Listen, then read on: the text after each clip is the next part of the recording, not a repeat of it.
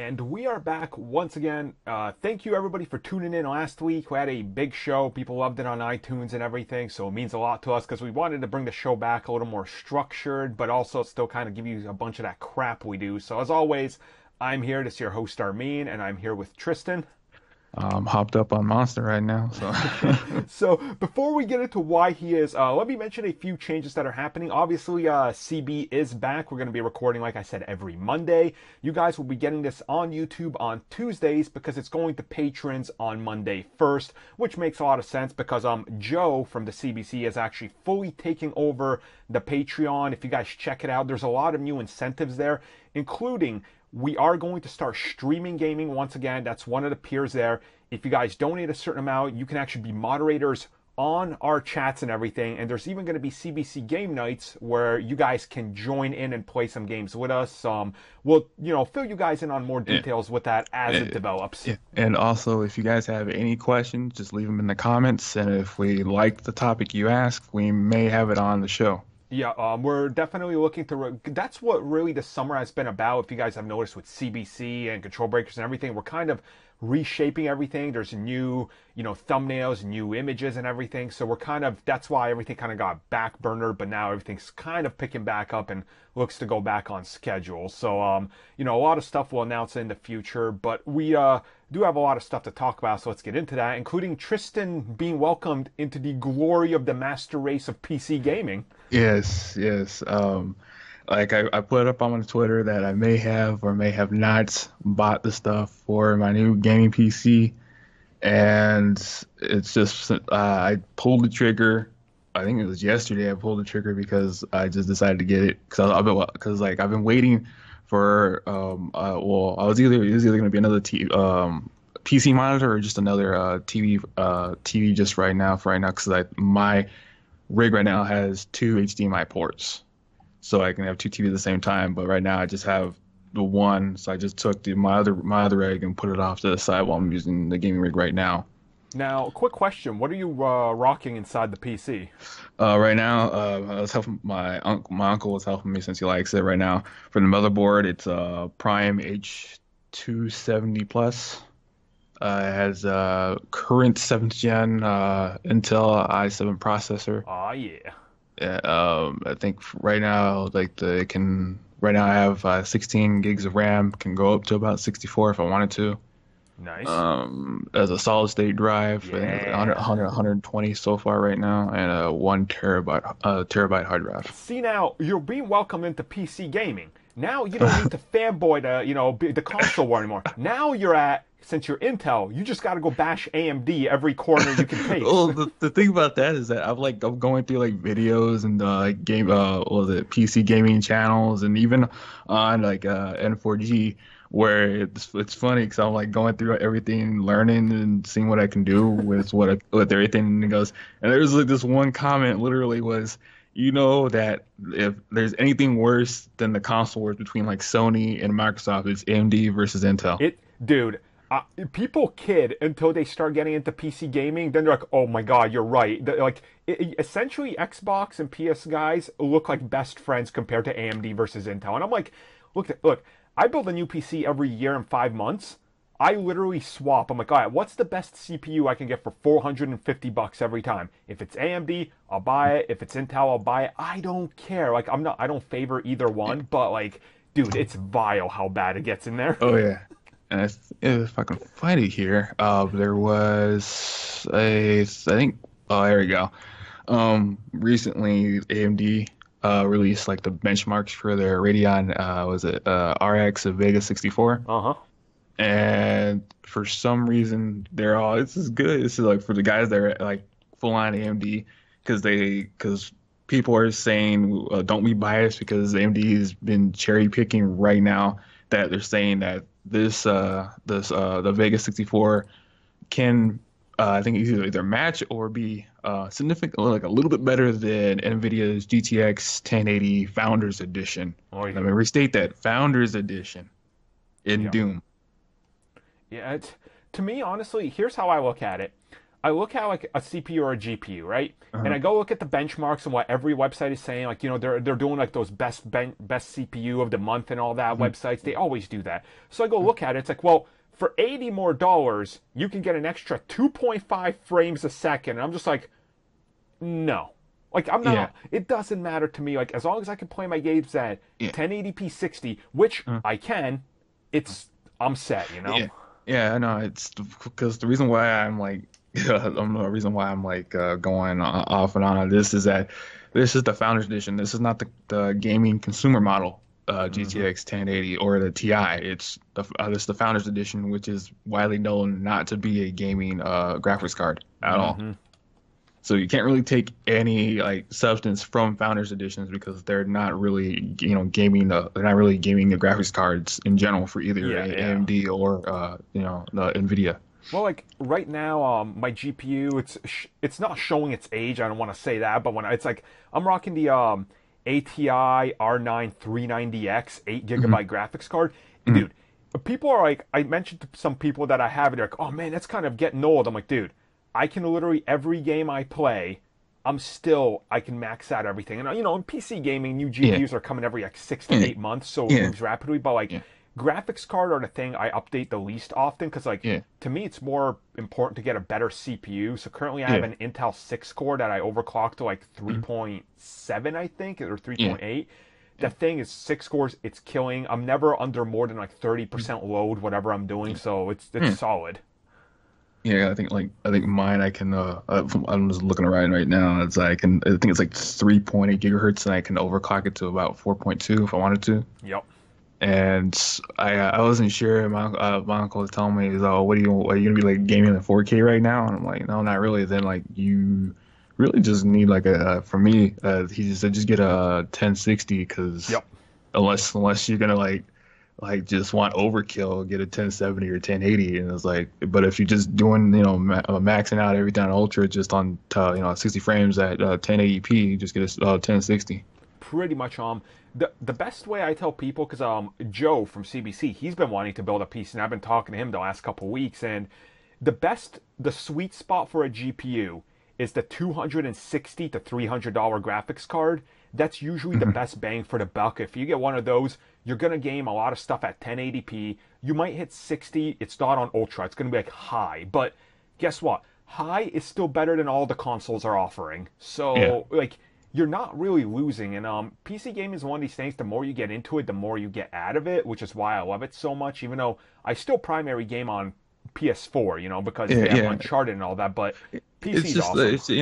it's just a trade-off whether you want to just plug in and go or if you really want to, see how far you can push it with the PC. And then it's just a trade-off. But like for us, I guess it's just you just get the best of both worlds. If you really just want like those indies or the third parties that you can get solid like 60 or higher and ultra settings. It's really good. I even have some. I think I'm gonna put some videos up on Control Breakers of just me just playing the games, just seeing what the benchmarks from my PC rig can do. Because I don't know where I just did an impulse buy. I bought Tomb Raider. Oh I yeah. played it for about like 25 minutes. The only thing that's bad about it is I had to get used to the prompts because I'm using a PS4 controller. And why the fuck do I need to go into big picture mode to I change my controller settings? I don't get that. like I'll be honest with you. I play everything on PC with a controller unless it's RTS and FPS.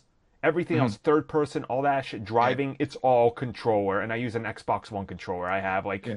No, I know that. It's just that it's weird because if you want to use controller, you have to go into big picture mode and hmm switch to Xbox or PlayStation 4 controller. I'm like, why can't I just like plug it in and play?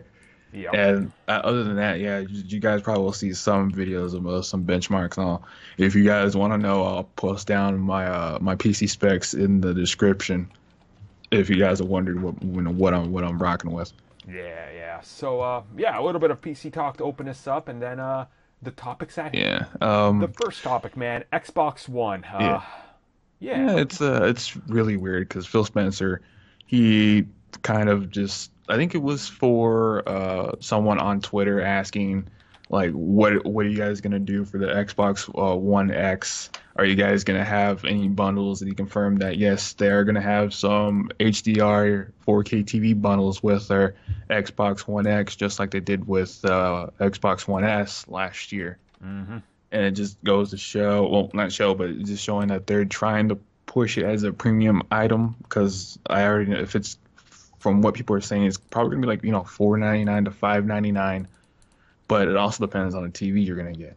Yeah. So, anyway, I guess what would be like the cheapest 4K TV? I'm gonna guess they're gonna go with something maybe in-house or something Samsung, maybe Vizio, but Vizio's honestly like they used, they were a little shaky when they first came Yeah. out, but now like Vizio is a solid ass brand. Like it's real Okay. good. Yeah. Okay, well, um, depends on the size. I'm looking at it right now. I'm just pulling some right now. It's here's one. It's a Sony 48 inch yeah, 4K TV. It's about 450. Okay, well I could tell you they ain't gonna be rocking a Sony 4K in there. Yeah, I know. I'm just pulling one right now. It's just like, cause like unless I'm gonna go like to Best Buy or something, I'm just looking at it right now. Right. But yeah, so I guess you'd say like for like a 48 inch, anywhere between 450 to 500 So right there. I'm gonna guess that you're looking at probably an $800 or $900 bundle, but the problem is, once again, that's entry price right there, and like they are selling this as a premium console, so Yes. that's a lot of fucking money, dude. Yeah. Yeah, it is, and especially if it's just a 48 inch, most people will probably want with just even out like a 50 to 60 inch. Yeah, So yeah, you're looking at what 1100, 1200 plus tax. When you like for that that amount, you could have got yourself a PC. And yeah, so damn, yeah, that's and like I have a 4K TV that I have in my living room, Mhm. but recently I went out to Best Buy and found a very low latency AOC monitor that I'm hooking up to I'm rocking like what the hell's it called? My PS4 on it right now, and like Xbox One that I've hooked up to the yeah, capture card and everything. yeah. And dude, that thing looks amazing. And honestly, 4K is still kind of I'm not really seeing the advantage. Like I have it, but There's not really that much of an advantage unless you're like really want to be like, ahead of the time, one of the first adopters, so you don't have to worry about anything. Because right now, people are still, they're still getting like, 1080p TVs, having, just, for it being cheap. Like, I think you can get a 1080, like now you can get like a 1080p TV, I think like anywhere between the 32 to a 40 inch, anywhere between about like 200 to $250. another like big issue I have with the current thing, right, Mm. is like Yeah. there's nothing that's really handle like these current consoles can't handle these 4K or anything. So Yeah, and it's all checkerboarding, so. right, and there's not even a standard yet for which HDR going to use. Like there's HDR10 or whatever, then there's like another, then Dolby has their own Yeah. style of HDR, which the Dolby one looks the best, but ain't no one else going to pay to utilize their style. So like it's all over the place, man. Like right now it's It's still such an so early age of yeah, it. You don't know what you're yeah. getting. So from what you're describing, it's kind of like the what is it, the Steam boxes, Pretty much. Pretty much. where it's like, yeah, we got this entry level Steam box for 250, but you can't really game on it. But you're gonna And be then playing fucking Sonic emulator on that shit. yeah, then you got like what is it, like Alienware 5 grand, and it's not much better than like a was it $1,500 PC that you can just have. And here's a better one. It's I just found another one. This one's a Vizio 4K. It's I think 55 inch for about $500. Yep. So, I don't know. I know they're going to bundle stuff and they're Mm. really trying to push this, but, and I understand Xbox One is being sold as a premium item, Yeah. but what percentage of you wants to buy a premium item? Because let's be real right here. PlayStation 4 came out with the PS4 Pro. You Hmm. notice how they never reveal how many the PS4 Pro has sold? Because if it was outselling the normal Yeah. PS4, they'd come out there and be Yeah. shaking their wads of Yeah. money. Yeah, because from what they stated is like I'm glad that Microsoft and Phil Spencer are saying this also. too bad, fanboys on both sides are not seeing what they're saying is that No. these premium consoles, they're not going to sell their OG predecessors by any amount. I know that I think like PlayStation, they said like they sold probably about over like 2 or 3 million Hmm. maybe, and it's like I said, that they know they're not going to sell that many of it. It's a premium item. Only people who want the latest tech are going to buy these, Right. and it's just a weird thing 'cause people are stating like, are you guys, are they always going to have these mid-gen upgrades? Maybe, maybe not.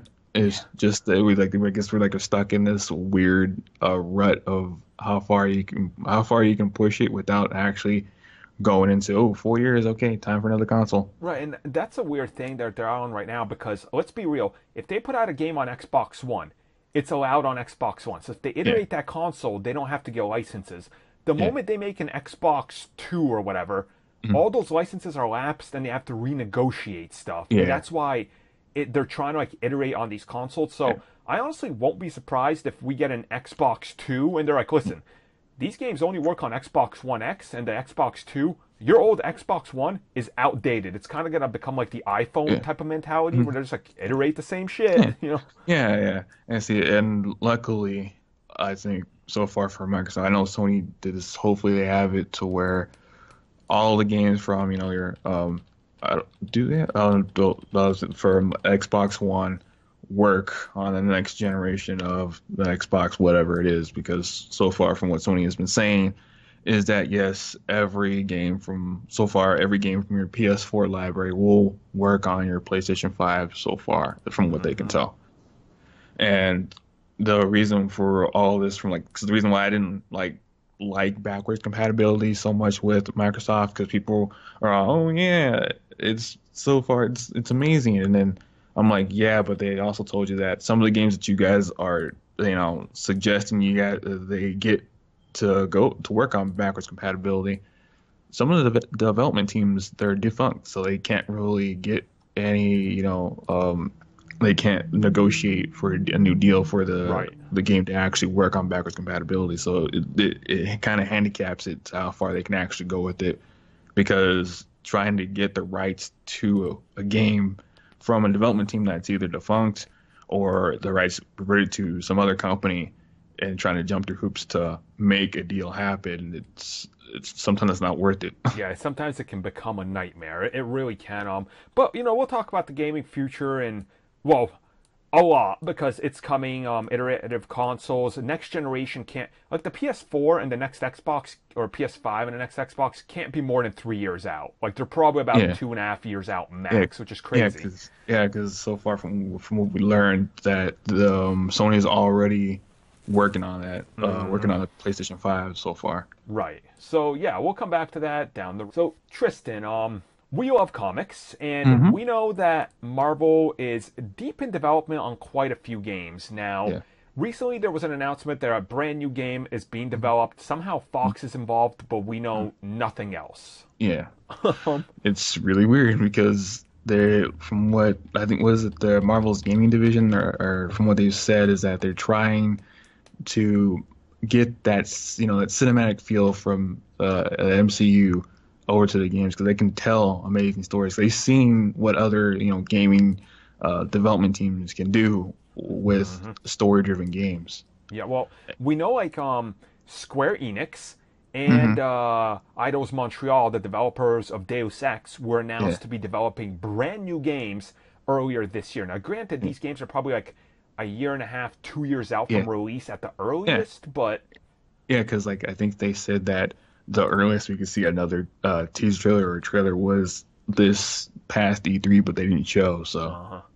Well, that's the thing I want to talk about because Marvel with video games right now seems to be taking the same approach they took with the movies. They're going to take their mhm, time, and mhm, Insomniac's Spider-Man is the first one, and then you're probably going to yeah, get a year of nothing, and then they're going to release like two games. Then we're going to get Insomniac Spider-Man 2, and it sounds like yeah, there's a brand new yeah, Fox-developed X-Men game in development. We don't know what that is, but it was yeah, announced it's like a major property that's happening. yeah. which now makes sense why these characters are kind of being pulled out from other games, because Mhm. apparently that's Fox's thing. Like they don't Yeah, want them in there. So yeah. What was I'm trying to think. What was that bad X-Men game where you could have like you can be one of three characters and Dimensions. they like just trying to because they have what they try to do is tie it into movies and those don't work because they have realistically really bad timing. They have like 1 to 2 years to get the game out, Yep. and when you have that development time of 1 to 2 years, they most oftentimes it's what can they do? What can they copy paste? Hmm. What's the easiest way to go about this? From what they need to do is take their time, like you said with Insomniac, where people thought it was going to come out during Spider-Man: Homecoming to get that synergy with the movie, Yep. but nope, it's coming 2018, Yeah, and I it's like that they don't care. They're just like, look, we're gonna yeah. take our time. And you know what? That's the Mm, best because every previous Spider-Man game that had to be mm, timed around a movie has greatly suffered. Now, we're yeah, probably finally gonna get a Spider-Man game yeah, that's literally gonna be a contender for Game of the Year award. yeah. Can you imagine that? Like, that's fucking Yeah, unfathomable to me. yeah, because like well, it is because they're letting them take their time because development time for games that usually don't suck that have good enough development time is about anywhere between 5 to 6 years of good development time, not rushed out the door within like 3 to 4 years. And hopefully they can partner with more development studios to bring more games. So we all know about the canceled Daredevil game that was supposed to be out for PlayStation 2 and I think Xbox at the time. I think like in the mid 2000s, I think. Mm, They showed some footage. I mean, you can find it on the internet. They showed some footage. It's like I think they're using some form of the modified engine of the Ultimate Spider-Man game because that's what it kind of looked like. yeah. And then basically, just going a little bit off on the DC side, we saw there's the cancellations of some other games that they wanted to do, and some rumors like because I know people were saying like they had a Batman Beyond game at the time, but then Hmm. they canceled that and they're trying to rework it into the current rumor of the Damian Wayne game, and then I already know about the Flash game that they had, which actually looked Yep. pretty cool, It did. and it was canceled. And then they had, which I remember that I currently saw a video on it. It was I think it was it I think it was the development team was it Factor 5? Mm, They were working yep. on not a Batman, a Superman game. But the reason why that kind of went south is because they run into the problem that many other development teams run into is Superman's so powerful. How can they give the player power but not make him overpowered to where basically the tutorial you're just, smashing things out of the So, way. true story, there was actually a Smallville game back in development, and it Mhm. only got about 6 months off the ground before it was canceled in like 2008ish, maybe even a Mhm. little before that. So, Yeah. but that's kind of the right idea. And like the way I look at these Marvel games, right, is Mhm. I think they should strive to make all the studios work with Marvel to try Mhm. to make it a shared universe. You know what I'm saying? Yeah. Because it would make sense because like, oh, I gotta play this, and I understand people are gonna be left out. Like if you're an Xbox guy, right?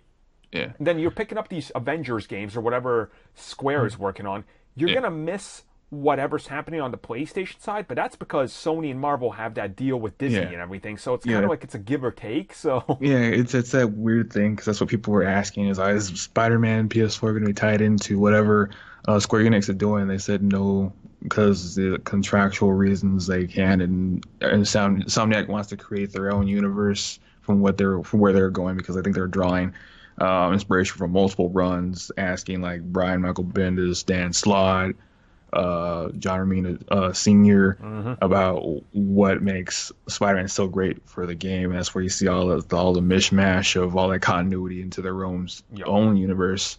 Because people were asking Insomniac, "Are you guys tied in? Or is it going to be like a shared gaming universe?" And they Like said, "No, this one's all on its own." here's what I don't understand.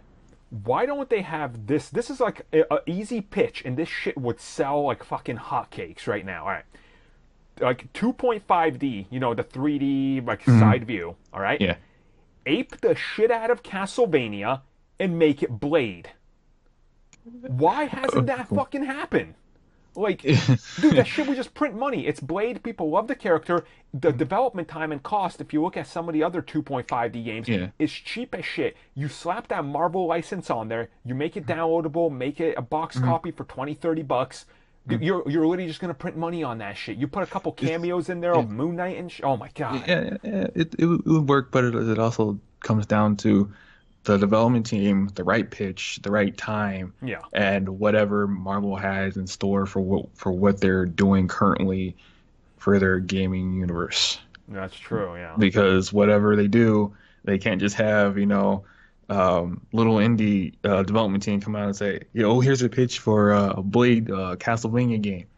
And they go, it's cool, but we have some plans in store for Blade and some other Telling games. you right now, 3 years from now, when he's on Netflix, when he's fucking being mentioned, when he has 4 comic book series, we're gonna get a Blade video game because it's gonna happen. I'm gonna will this into fucking existence. Yeah, it's cool, and it's just that for whatever it is that from what we know is that some Insomniac and Marvel are working together, but Insomniac doesn't know as much of what Marvel's plans. Because that's why part of me thinks that when people ask, is Spider-Man part of the shared universe, they said no. It kind of makes me think that Marvel just told them, like, this is what we want. This is what we want. This is what you showed us you can do. Yeah. And just go to work. Don't worry about anything else. Just worry about your contract. Right. And then this is when news comes to them. I know that they probably have some rumblings and some rumors about what's going on the other side. Is that Square Enix has a contract with Marvel about making 2 games, and it comes as a surprise to them, and it's like, oh, okay, well we can't really spin our story around this because we have to make it, mesh together. Without it saying, why the Avengers over here if they predate their Spider-Man, and there's no news about the Avengers helping out or on the news while Spider-Man's at the Daily Bugle or at Horizon Labs. And then they have to try and fit it into the story somehow. So yeah, when we hear more about Marvel games, which we will definitely be hearing, I'm assuming this December during the PlayStation Experience, there's going to be a huge thing. Yeah. But depending on how everything goes, you guys might see coverage from me there, and I'll try to work Tristan and maybe Rich in there with me. Because I might be just flying out to California to go to that shit, so I don't know. Yeah, it's a weird thing because most people don't know that it's going to be at Anaheim this year, and it's I think down the street from downtown Disney. Yep. So there's going to be a lot of people there. Yeah, there will. So yeah, well, we'll be back talking way more about Marvel in the future. We got to talk about Grand Theft Auto 6. Now, I just want to preface this. This game is about 5 years away. Yeah, because it is, but from what news that I think came about a day ago, is that from this current from I think the mocap from this current actor is that what it is that they did have it from Red Dead Redemption 2, but when they looked into Grand Theft Auto 6, this actor is not a part of Grand Theft Auto 6. And they had Rockstar San Diego stated that, and is that we may be working on something, but it's this actor's not a part of it. So I just want to go back through history because we knew Grand Theft Auto 5 and we knew Red Dead Redemption 2 was in development. Yeah. We had voice actors on their LinkedIn and stuff mention it, and then quickly you go visit it 24 hours later and it's gone, and then the game comes out and it's there. Yeah. Listen, guys, GTA 6 is happening. Yeah. There is no way Take-Two and all their investors and shareholders and and all these people like Activision are gonna go, yeah, you make one of the best. Dude, fucking GTA 5 is still in the top 5 MPDs every month. And that shit's been out since 2013. Yeah. Dude, it's happening. Yeah, and what people need to understand is they think Red Dead Redemption 2 is gonna make more than Grand Theft Auto 5. Hell no. And then Take-Two came out and stated that we predict that Red Dead Redemption 2 is gonna make a good amount of money, but it's not gonna make anywhere near Grand Theft Auto 5. Here's kind the of thing, money. and this is what I want to say, to people. Red Dead Redemption is my third, maybe second favorite game, of all time. Like, I play that game at least once a year, all the way through. I do everything. I love the hell out of that game. I like it more than every GTA. When you say Grand Theft Auto, everybody's heard of it. My dad's heard of it. My mom's heard of it. Everybody I know's heard of it. I say Red Dead Redemption, only gamers have heard of it. So that's the type of crowd. Like, you go to news outlets, you say GTA, they're like, oh, that causes killings and shit. You say Red Dead Redemption, they go, what? Cowboy game? Okay. It's not the big thing, you know.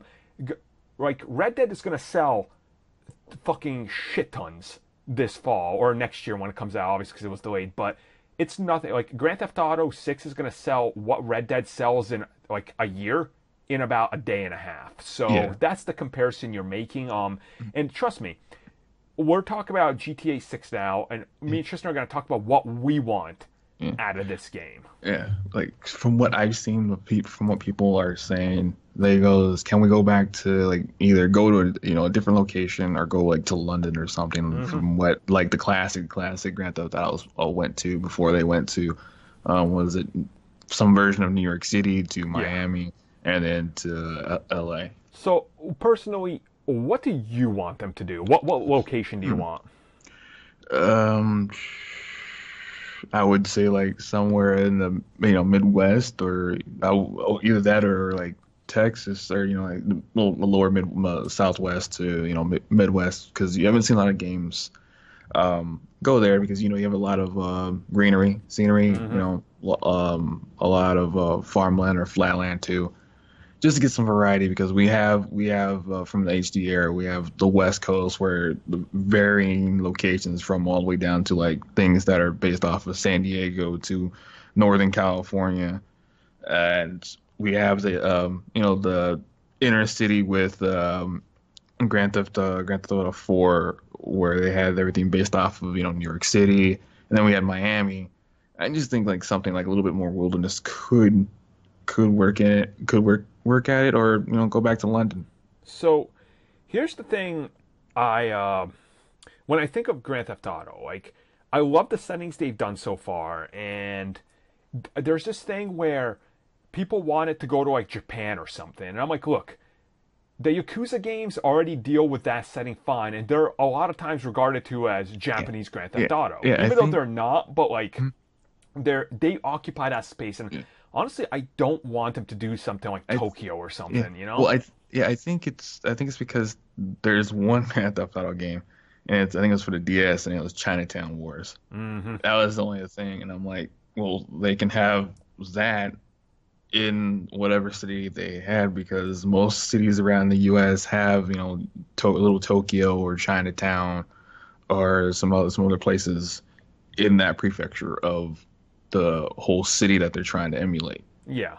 And the thing is, like, if you look at Tokyo and all these locations, they are so packed that, like, people don't understand this. The way video games are built, you can't mimic a city one-to-one, because that's not fun. The way you drive isn't fun. That's why they never go one-to-one with the location, and they try to base it around it. Like, if you look at Watch Dogs 2, that takes the location, and they use some locales, but the streets are different, they're wider, they're this and that, because you can't. Like, Asian locations and the way the cities are built are so packed on top of each other, that would not be fun. Well, it wouldn't be fun. Like, literally, you want like real estate, you want space in Japan, and it's going to cost you a bit of change. Most of the areas are within walking distance, or you're taking the train. So you're not really going to be driving anywhere, or if you try to drive, you're going to be running into stuff. So your character's going to be on foot or taking the train most everywhere, or taking a bike. See, to me, the two locations I would want is one, and I don't see a lot of games set here, but there should be, is like Boston. I think Boston is a great area, but I visit Boston frequently. I think it's great. It's like a less dirty New York City. That's the best way I can put it. I think I've been there once. It's like, what I like about it is it has those high-rise buildings in a metropolitan area, but it also has these urban areas. Now, once again, you're running into that GTA 4 New York, but you can reshape it enough that it's still recognizable, and there's a lot of activities. But one location I want, because I was recently there, for like an entire week on a vacation and doing some work for CBC is Las Vegas. Now, Vegas is fucking amazing. Like, literally, I was like Ubering to a club, and I'm just sitting there. I'm like, oh my god, this is perfect for Grand Theft Auto because the city is legitimately built like a video game city. Like, I don't understand. Like, I was just like, oh wow, this is so clean, and like everything is lined up and everything is in quadrants. Like, it just makes sense to me. Yeah, and then you go like in the outer rims, it's just fucking desert desert area. You'd be like dirt biking and motocross all over the place. That was the thing that kind of made me like think of that. I was like, just think of this: you could like dirt bike out there, and then there's actually forests like about an hour from Vegas. You can literally reach the top of a mountain, and there's like this pond, and it's green and shit, and it looks like a forest. The Grand Canyon is 45 minutes away. Like, they could condense that and put it in there, and I think it would work so fucking well. And Las Vegas, man, prostitution, you can find that legally and shit, gambling, like, I think it'd be a great location to, like, just mine for a city. Like, if I'm correct, I think there's only one legal prostitution establishment, and I think it's like 30, 40 minutes away from the strip. Well, see, like, because I was talking to a bunch of the Uber drivers, because they were all interested in what the hell I was doing, and, like, we're talking, I'm just like, yo, you guys know any strip clubs and shit? And, like, three of them were like, oh, yeah, man, but there's this great one, like, if you just pay extra, they'll do whatever. I was like, well, what do you mean whatever? They're like, whatever. And it's legal here. I was like, huh. Okay, so it was a quite eye-opening city. Now, there is also the possibility, what if they were to go fucking nuts? And they go, all right, you're getting San Andreas, you're getting Miami, and you're going to get New York. You can fly between all of them. Because what's a better step than go, fuck it, we're just going to go crazy with this game, you know? Yeah, I mean, that's what people, I think, like, from, like, the HD era, that's what people wanted. Like, they wanted to be able to go from like city to city to city, you know, to have like major variety from many different locales and activities you can do. It would be pretty interesting, but I would wonder how would they be able to fit a map of that size onto a double layer Blu-ray. So here's the thing, honestly, I in my heart for some reason believe that the next Grand Theft Auto is so far off that if we see it, it's going to happen at this tail end, and once again, it's going to be on the next gen, so like 3-4 years off. Yeah. But here's my feeling. I still can't believe that they fit GTA 5 on the old fucking consoles. Like, that blows my mind. Like, I can't believe that was on fucking PS3. Like, yeah. what the fuck? Yeah, I mean, if you look back on it, because people are always, don't you mean like PS4 and Xbox One? I'm like, no, they were ported over, and you could see all the upgrades with the textures and load times.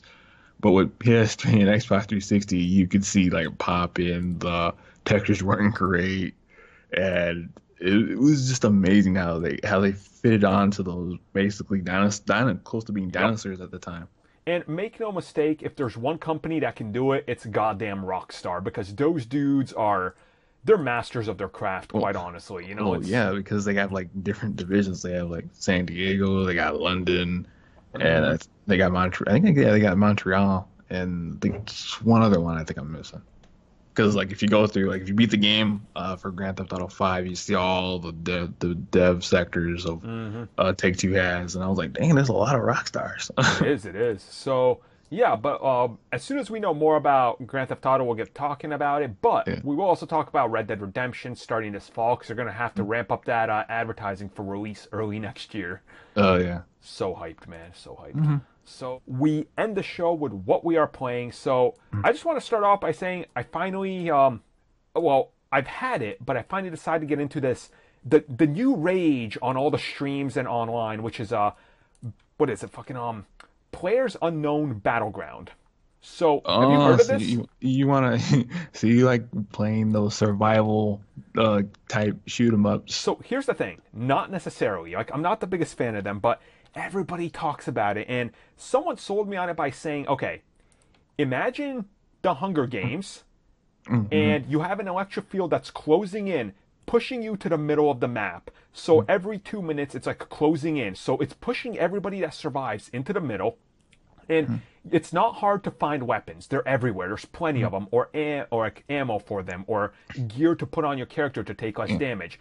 So it starts funneling you in. So you can either be on the outskirts and slowly move in, or you can land in the middle and start camping for people running in and hang out on the rooftops and stuff. And dude, I'm telling you, I played this for about 5 games because this weekend I had to go away to get really drunk, so I didn't have much time to play it. But the 5 games I played, dude, this game is fucking amazing. If you have a PC, you need to get this game and experience it because it's blazing fun. It's fast. It's I've seen some of the streams and stuff like that, and from what it does is it's like this. I think you can have anywhere between 60 to 100 players all in the waiting room. You guys can like fuck around because they have a waiting room before it actually starts where you can, just fuck around, use the weapons, try and kill each other, but you can't really do anything. When the game starts, everyone gets into a cargo plane and you get dropped, your parachute into the actual map. And what players usually do, like you said, you can be on the outskirts and work your way in, or you could try and be the hardcore gamers where you'll find where the best weapons are and parachute there in. But the trade-off is that there's going to be security. It's going to be heavily guarded, and you could probably die really quickly and easily. But what they would do is that if you know the areas that they would parachute into the military base and get the military grade weapons, so you can just wait from people, like on the roofs and stuff, and just destroy them. And like one of the streams I saw, which is kind of hilarious, where it's him and his buddy fighting these 2 other people, and he's getting pinned down. They're coming shooting, and he's telling his friend, "Where are you? Where are you? Where are you?" And his friend did something really crazy. He had like a really junker car and launched himself off a hill and landed on top of the house, and he just started raining fire and he killed 2 of them. And that's my boy. And like they did a replay, and someone actually put like the Superman theme song while he was flying through the air on top of the roof. I was like, because I started off and I got like 2 kills within the first like 5 minutes of the match. So then I started moving in towards the middle of the map. And this was my first game. So I saw about 2 dudes. I snuck up on them, killed them, managed to take their stuff. I had like a shotgun. So in my first game, I managed to get about 5 kills, which I was like, oh, damn, this is fun. And I won't lie, as the shield is closing down and everybody's coming in on you, you start to get this like a gut feeling and paranoia and shit. Like you're closing every door behind you, you're ducking down, you're like hiding behind cover. It's so good. Yeah. It's gonna be one of the games that I'm going to be streaming. That and Witcher 3, because of course fucking Witcher 3. But I'm going to be streaming these on Twitch soon, so. Yeah. And it's really cool. I mean, from what I've seen, I think I've seen Joe play with some of his friends. I think on one stream I saw, and it was actually pretty funny seeing him do it. Well, the reason why it was funny for me is trying to see him coordinate on where to go and what to kill. But I didn't get if he was trying to put on a persona or something, because he had a cowboy hat on. And I didn't really get it. No, I think that's just Joe. Yeah, I don't know why he had a cowboy hat on a stream, but he had one on.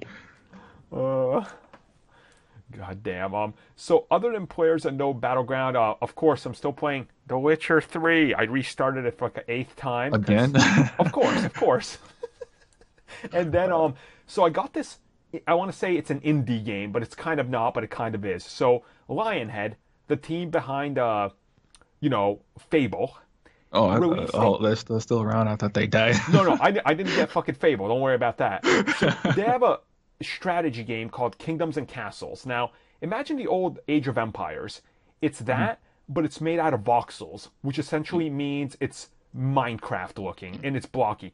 It's super awesome. It was like $10 on Steam. I bought it. It's all about building a kingdom and a castle. And it's just fun, relaxing. You sit back, you just enjoy it for 30 minutes, an hour, however long, you're having fun.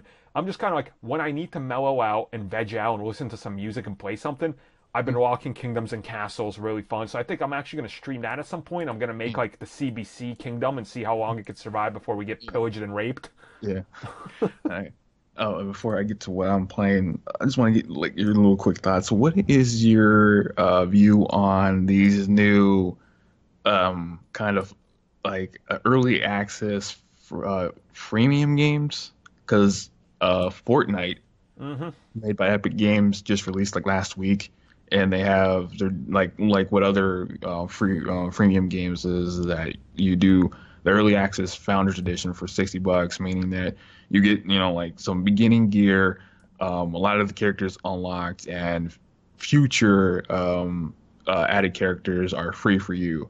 But like for people who get the freemium version, you only get like 6 characters, and the other Okay. characters you either So let have me to ask play you a or buy question them. back then, because Yeah, I like your question, but let me yeah, ask you a question in regards to that.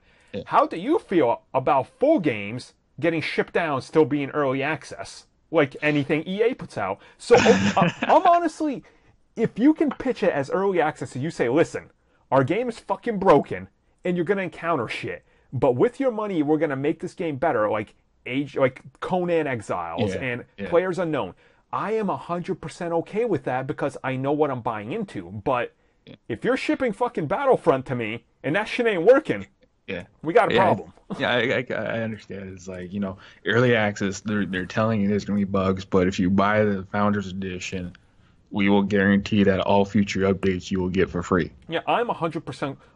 I like that because then the developer knows that people are supporting it and they know they're going to get more out of it. And don't get, like, on my Steam wish list, I probably have like 60, 70 early access games that are on my wish list that I'm just waiting for. And when they go on a sale that's about 40% or more off, I auto buy it just so they can see my support. And I'll go back into it and play it a little bit here and there. But I want them to know that people are paying attention because a lot of these guys are going to be the next big thing. Like Players Unknown did that mode that they have, which we talked about, and then Mhm. Grand Theft Auto started spoofing that. Now Mm. that's literally gonna become a genre. Like, don't be surprised next year when we get a new Call of Duty if that's not like a mode that's available. It's like Yeah, it's gonna happen. Like everybody's yeah, gonna start aping that and shit. yeah, and just so people know, Fortnite is actually getting good reviews for being an early access game. Good.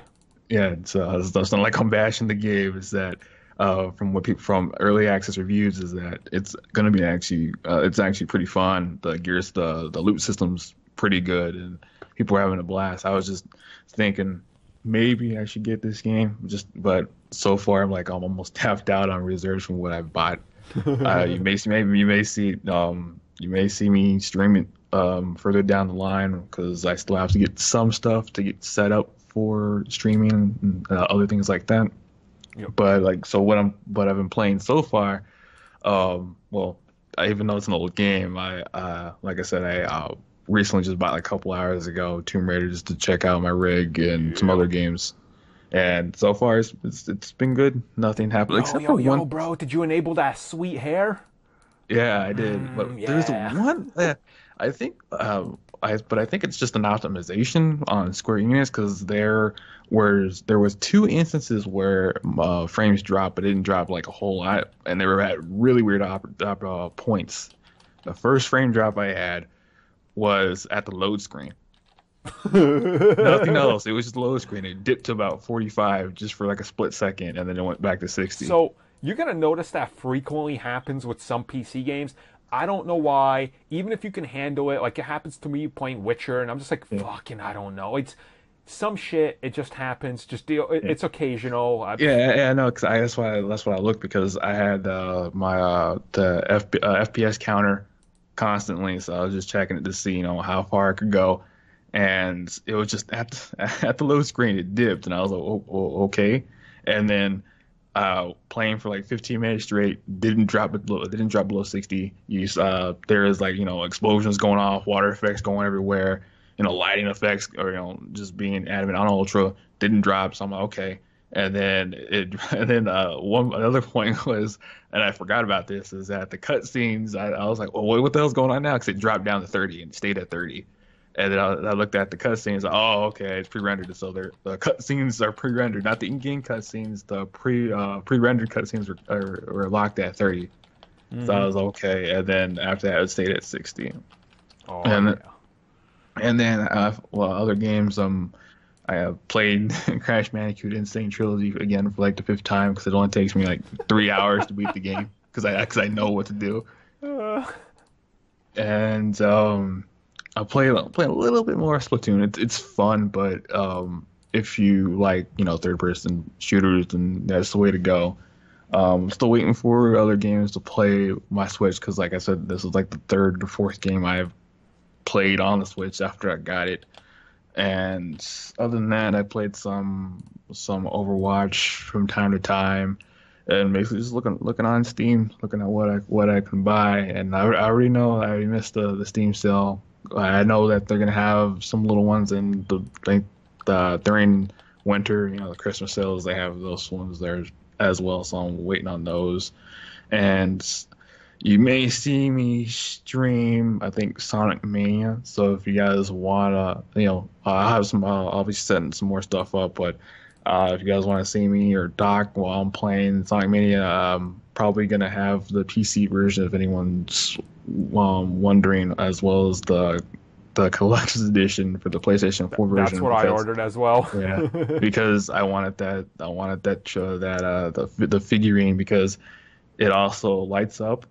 And when you press the on button, it has the classic Sega scream, Sega. Nice. It has that with it. Now, I gotta ask you a question. What are you gonna be streaming through? Because if people don't know, if you want the best thing around, there's a program called XSplit, and that's what I use. It's honestly, it's worth the cost. Yeah. Yeah, it's pretty cheap for a year too. It's like for personal, like unless you're doing business grade. For personal use, it's around for a year. It's $39. Not that bad. I also saw people using like Camster and all that, but I might be using XSplit. I just gonna wait like a week or two because since I can do dual monitors, but I may just have one tower for my editing, another one for gaming while I'm doing that. And so I'm just probably gonna get a split. I'm waiting on some more funds coming in to get my Elgato and get everything set up. Yep. Also, if you guys want to, probably will be set up by the time this comes out. We will have a Discord. A Discord thing. So if you guys want to talk, if I'm on, or so I'll also have to add you because I restarted talking to people and everything on the CBC Steam group, which we have 36 members, and we used to do it back in the day. That's actually getting a full-on haul over, and we're going to be announcing when we're going to stream occasionally and have admins and stuff on there. So and don't worry, since the funny thing about it is that I did have a Steam account from they gave me a badge for being on for 2 years, even though I was only on it for like 2 months, the beginning that I opened it, and now probably gonna be on half as much as I am on my PlayStation 4. Yep. But don't worry, I have no friends at all. Well, see, I always leave mine running, and I have a ton of friends and CBC fans, and they're just like, "Oh, I sent you a message, you didn't reply." I'm like, "Dude, that's always running on my PC." It's don't worry. Like with the Discord, I probably will drop in every day or every other day to talk to see what other, and if you guys have like news for me to report on, I will probably cite you and the news thing, so you'll probably get a shout out on the channel as well. Sweet. So thanks for joining us, guys, for another CBC podcast. Hopefully you guys enjoyed this episode. As always, we'll be back next week, same time. 4 topics to cover, and I think Gamescom's coming up too. So that. Tokyo Game Show as well. Woo-hoo. That's the one thing I don't like, is that news comes during the fall and winter and summer, especially during August. There's nothing. That's why we make our own news. We're talking about hypothetical Marvel futures and shit because people want that. So it's good. So thanks for stopping by, guys. We'll be back next week for another episode. See you.